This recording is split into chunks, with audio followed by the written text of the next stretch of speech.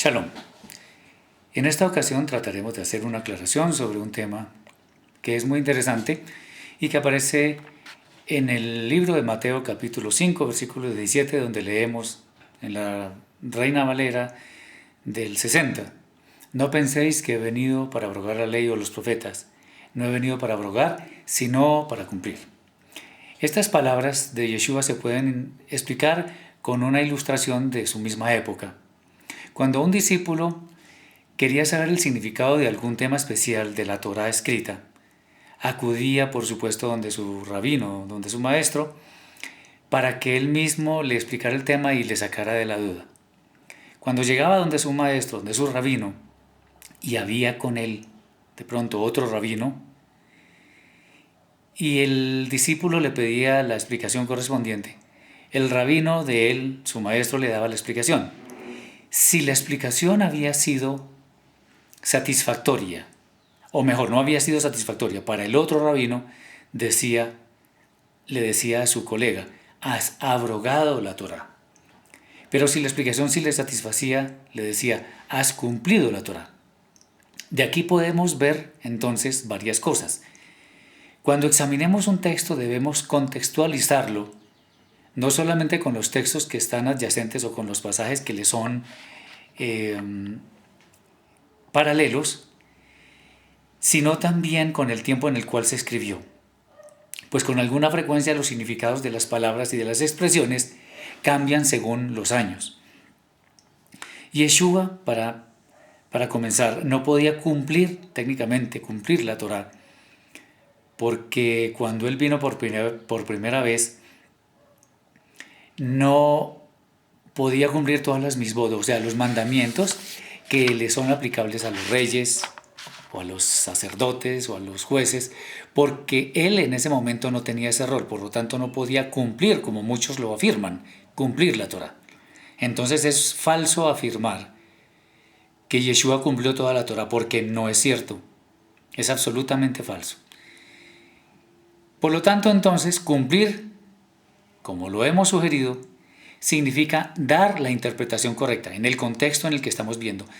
Cumplir significa dar la interpretación correcta de la Torá. Esto en consecuencia nos indica que la misión de Yeshua, entre otras, fue venir a dar la interpretación correcta de la Torá escrita. Para que veamos que este texto no es un asunto aislado del contexto histórico, vale la pena mencionar que para aquel tiempo el judaísmo no era monolítico, sino pluralista. Entonces vemos que había sectas como la de los fariseos, los saduceos, los celotes, los esenios y otras más. Esto no es cuestión de grupos aislados, sino grupos que también diferían en su doctrina.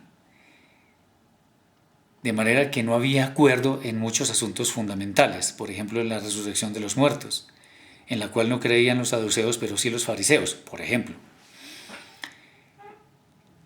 Y en aquel tiempo, y años atrás también, en algo que sí había acuerdo, era que todos los judíos creían que el Mashiach, el Mesías, habría de venir en un tiempo en el cual hubiera tal desacuerdo en los asuntos doctrinales, que el Mashiach mismo tendría que venir a poner en orden todas las cosas. Pues es interesante que tal creencia sí se hubiera cumplido, porque Yeshua llegó en un momento en el que exactamente esa era la fotografía. Había disparidad de criterios y por lo tanto él vino a cumplir, o sea, a dar la interpretación correcta para unificar la fe en todo lo que el Eterno había establecido, mostrando además con tal circunstancia y de acuerdo con la creencia que había en aquel tiempo, que él era el Mashiach prometido en las Escrituras. Es bueno decir entonces, para concluir, que el texto que nos ocupa, el de Mateo 5:17, se debería leer de la siguiente forma.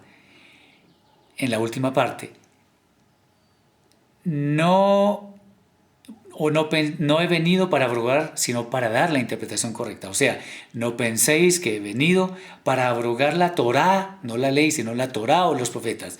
No he venido para abrogar, sino para dar la interpretación correcta. Entendemos que abrogar en este caso es destruir. es dañar. Y también debemos entender que aquí el Mashiach nunca se refirió a la Torá como ley, que es punitiva, sino a la Torá, que es instructiva. Espero que este mensaje te haya bendecido mucho y te haya aclarado algunas cosas. Mi correo para cualquier duda, inquietud es hgarciao@hotmail.com. Shalom.